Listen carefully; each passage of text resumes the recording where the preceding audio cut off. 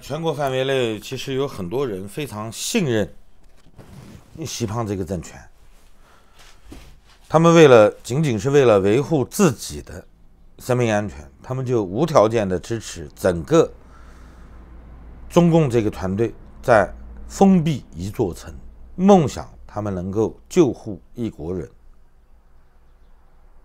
其实我们早就知道，当他能够放弃武汉的时候，就可以放弃你，是吧？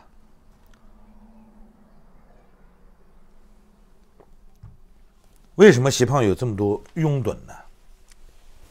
归根到底还是文革没有受到清算。正是因为文革没有受到清算，所以这些人他还活在我们的身边，包括现在当政的这帮人，其实都是文革的受益者。因为文革，他们在青年时代只崇尚一个人，毛泽东。甚至习胖也在复制毛泽东的成功，他认为他可以克隆毛泽东的成功。但是他忘了一点，整个中国已经发生变化了。中国的变化不在于老百姓是不是比之前更加开明，更加理解这个世界，而是中国历来是王与士大夫共天下。或者你可以说宋以前都是这样，到元明清开始出现变化。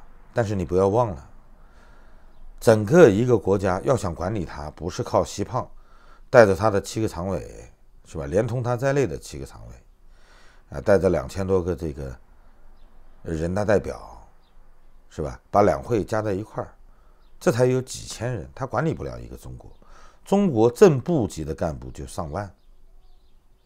那么整个中国，它的官僚体系上至总书记，下至民间企业的党代表，那么党务系统、行政系统，加上国民经济重要的保障以及主干的民营企业，那么加在一起，我们知道真正依附于这个政权的人差不多有1个亿。中国一共13亿9500万，你算14亿，那么把老人孩子去掉，真正能够纳税的不过也就6、7亿，平均6到7个人就要供养一个吃皇粮的。他其中有公务员，有参公，有事业单位。那么所有的这些官僚体系的构成，它跟原先毛泽东时代是完全不一样的。毛泽东时代呢，他主要是理腿的，是吧？走过战火的这帮人，那这些人本来就识不了几个字，知识分子在他们这个群体内的比重从来就不大。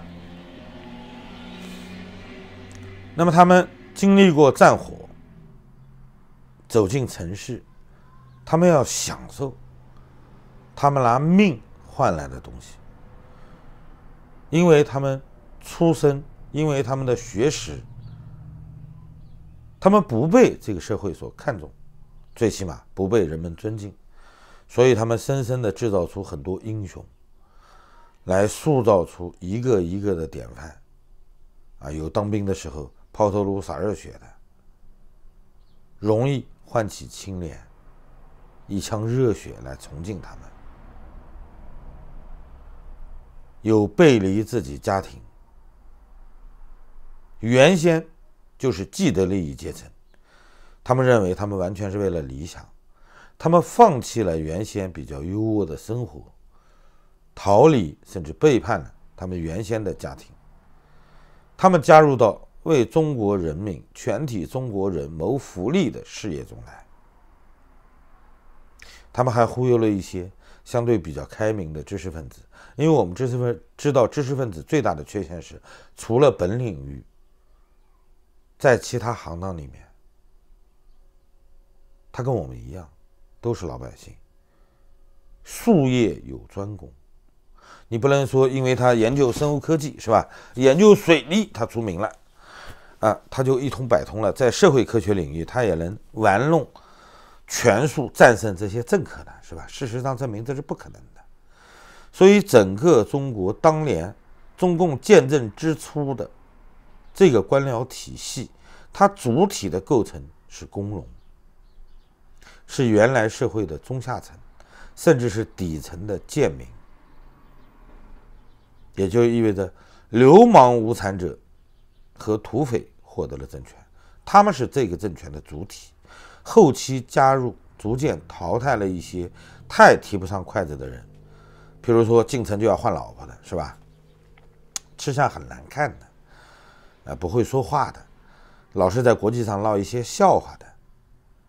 这个队伍它在慢慢的变化，到江泽民时代，甚至要发展私营企业的老板入党了，他已经改变了原先所谓的工农代表、无产阶级先锋队的这个烙印。现在的官僚队伍很大一部分人都是靠自己的学识、靠科举、公务员考试，用这些方式进入官僚体系的。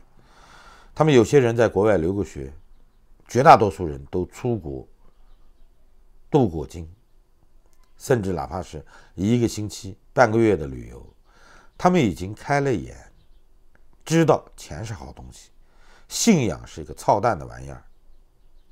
在这个时刻，如果习胖这一类的领导人，他保持自己的幻觉，认为全党都还有信仰，要高度服从党中央的管理，这完全是不符合中国现今社会状况的。所以他不可能在中国重新复制毛泽东的成功，整个官僚体系的构成已经完全不一样了。今天的中国不是没有人看到这一点，甚至整个官僚体系中有许多地方的声音跟中央逐渐出现不一致了。从这次疫情的爆发，我们就可以看到，非常多的城市开始设计自保，他们甚至软顶着上级要求的复工，做一些假象。即便有一些必须要执行的中央指令，也被他们山寨了一把，开个头就可以了。反正全民都在骗，一级一级骗到国务院，根本就无所谓。春骗乡，乡骗县，是吧？一直骗到国务院。其实我们知道的这些现象，大多数人都知道，只不过很少有人忽视整个社会中存在的现实啊！大家都认为共产党是坚不可摧的，他们对中国的管理是非常强势的。其实他的强势也有一个度，他不是万能的。在心理上一定要树立起这么一个观念：什么东西都会在变，连爱情都有保质期。凭什么中国的社会各阶层的构成不会出现变化呢？最起码一点，现在识字的人比原先多了，大家手上都有一把手机，都可以玩电脑，都可以通过互联网在接收和传递消息。我们知道有很多人胆小，一贯潜水，只看不说话，看多了总是会心里发毛的。对共军的那套宣传，你认为大家都真的信吗？有一些老人，你看到他好像还在跳中字舞，甚至在改编毛泽东时代的一些歌曲来歌颂习近平。真正有这些义正的人其实不多。为什么说不多呢？不是坏人变老了，而是整个中国支持这个国家、支撑这个国家的支柱是中青年。老人他们已经在享受他们一生的成果了，他们在拿着退休金，他们必须要说共军好。共军要是倒了，他跟谁要钱啊？这个国家的医疗保障体系、养老金体系，所有的体系都是围绕着共军发生的。你认为他们那么傻吗？那么现在在支撑的这个国家经济的是中青联、青壮联，是纳税人。虽然他不让我们这样称呼自己，但是毕竟我们在纳的税。整体社会的氛围正在改变，习胖赖以支撑的这个体系，它是靠现行的官僚制度来推行的。这个官僚体系根本就没有任何信仰，除了钱以外。所以在中国完全复制毛泽东的成功，试图重新回归计划经济，别说物资跟不上，就是这些爪牙也不一定会听他的调遣。这就是中国目前面临的现实。中共正在走回计划经济，但是一个是物资，一个是他的这些各级官僚的执行是有问题的，不是执行力的问题，而是他们的思想在转变。他们在尽自己所能，把自己能够闪转腾挪到国外的东西都挪出去，子女金帛没有一样不在外面。如果说他的孩子还在国内，那只能证明一点，他混得还不够好，不代表他中毒比你深。所以今天的中国正处于一个变化的阶段，不要贸贸然的下定论，认为全国形势一片大好，大家都在支持共军。